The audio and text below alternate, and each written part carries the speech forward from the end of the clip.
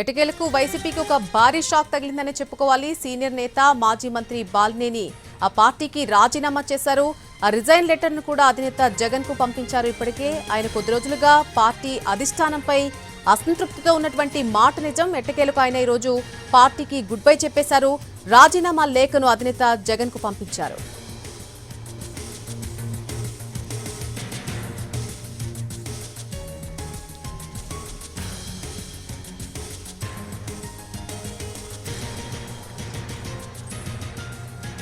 నాలుగు సార్లు ఒంగోలు నుంచి గెలిచిన బాలినేని 2012లో కాంగ్రెస్ ప్రభుత్వంలో మంత్రి పదవికి అలాగే పార్టీకి కూడా రాజీనామా చేసి వైసీపీ పార్టీలో చేరారు. ఆ తర్వాత ఒంగోలు నుంచి ఉప ఎన్నికల్లో వైసీపీ టికెట్ పై పోటీ చేసి ఆయన గెలిచారు. 2014లో ఆయన ఓడిపోయారు. మళ్ళీ 2019లో గెలిచి వైసీపీ ప్రభుత్వంలో తొలి 2.5 ఏళ్లు కూడా మంత్రిగా పనిచేశారు. ఆ తర్వాత మంత్రి పదవి పోవడంతో తీవ్ర అసంతృప్తికి లోనయ్యారు. జగన్ బుజ్జగింపులతో మళ్లీ యాక్టివ్ అయ్యారు. గత ఎన్నికల్లో మళ్లీ ఓటమి పాలయ్యారు. వైసీపీ కూడా అధికారం కోల్పోవడంతో బాలినేని పార్టీ కార్యక్రమాలకు దూరంగా ఉన్నారు. ఈవీఎంలపై కూడా ఒంటరిగానే ఇప్పటివరకు పోరాటం చేశారు. ఆ విషయంలో అధిష్టానం కూడా సపోర్ట్ చేయలేదని బాలినేని బాహాటంగానే అసంతృప్తి వ్యక్తం చేశారు. ఆయన ముఖ్య అనుచరులు కొందరు ఇప్పటికే వైసీపీ పార్టీ వీడి టీడీపీలో చేరిపోయినటువంటి పరిస్థితి కూడా కనిపించింది. బాలినేనిపై ఏ చిన్న ఆరోపణ బయటకు వచ్చినా సరే అవకాశాన్ని టీడీపీ జనసేనలో వదులుకోకుండా ఎదురుదాడికి దిగాయి. బాలినేని మంచి వ్యక్తే కావచ్చు, కానీ ఆయన కుమారుడు మంచి వ్యక్తి కాదు అంటూ కూడా కొన్ని రకాల పోస్టింగ్లు సోషల్ మీడియాలో చూసాం. జరుగుతున్న పరిణామాలను ముందుగానే ఆయన బేరీజ్ వేసుకుని నియోజకవర్గానికి ఎన్నికల సమయంలో ఎక్కువ సమయం కూడా కేటాయించారు. తాను అసెంబ్లీకి పోటీ చేయబోయే చివరి ఎన్నికలు ఇవేనంటూ కూడా గతంలో బరిలోకి దిగారు బాలినేని ఎన్నికల్లో. అయితే అసెంబ్లీ ఎన్నికల్లో దామచర్ల జనార్దన్ చేతిలో ఆయన ఓటమి పాలయ్యారు. ఇటీవల అధినేత జగన్ కు అలాగే మాజీ మంత్రి బాలినేనికి మధ్య కొన్ని చర్చలు కూడా జరిగాయి. ఇద్దరి మధ్య గంటకు పైగా ఈ చర్చలు జరిగాయి. పలు అంశాలపై ఇద్దరు నేతలు కూడా మాట్లాడుకున్నారు. గతంలో మంత్రి పదవిని వదులుకొని వైసీపీలోకి వచ్చినటువంటి విషయంతో పాటు గత 5 ఏళ్లలో జరిగినటువంటి పరిణామాలను బాలినేని జగన్ కు వివరించారు. ఈ మేరకు ఆయన సన్నిహితులు చెబుతూ ఉన్నారు. ఈ రకంగా ఈ సందర్భంగా జిల్లా అధ్యక్ష బాధ్యతలు తీసుకొని పార్టీని బలోపేతం చేయాలని జగన్ ఆ సమావేశంలో బాలినేని కోరడం కూడా జరిగింది. అయితే ప్రస్తుతానికి అలాంటి ఉద్దేశం తనకు లేదని బాలినేని అక్కడే స్పష్టత ఇచ్చేశారు.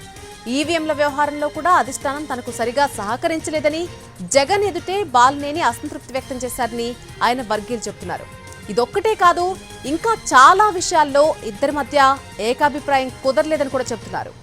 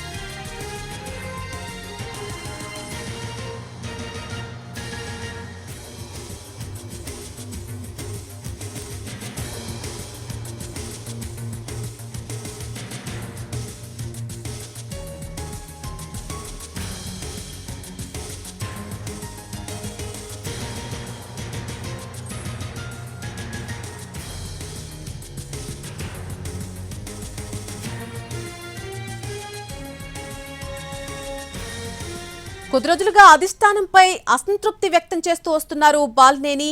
ఆయన 5 సార్లు ఒంగోలు నుంచి ఎమ్మెల్యేగా గెలిచారు. అయితే ఇటీవల జరుగుతున్నటువంటి కొన్ని పరిణామాలు పార్టీలో ఉన్నటువంటి కొంతమంది వ్యక్తులు ఆయనకు నచ్చట్లేదు. బాహాటంగానే ఆయన అసంతృప్తి వ్యక్తం చేస్తున్నారు. ఈ నేపథ్యంలో వైసీపీకి ఆయన ఒక షాక్ ఇచ్చారు. సీనియర్ నేత మాజీ మంత్రి బాలినేని ఎట్టకేలకు రాజీనామా లెటర్ను అధినేత జగన్ కు పంపించారు. ఈరోజు కొద్ది రోజులుగా అధిష్టానంపై ఆయన అసంతృప్తితో ఉన్న మాట అయితే నిజం.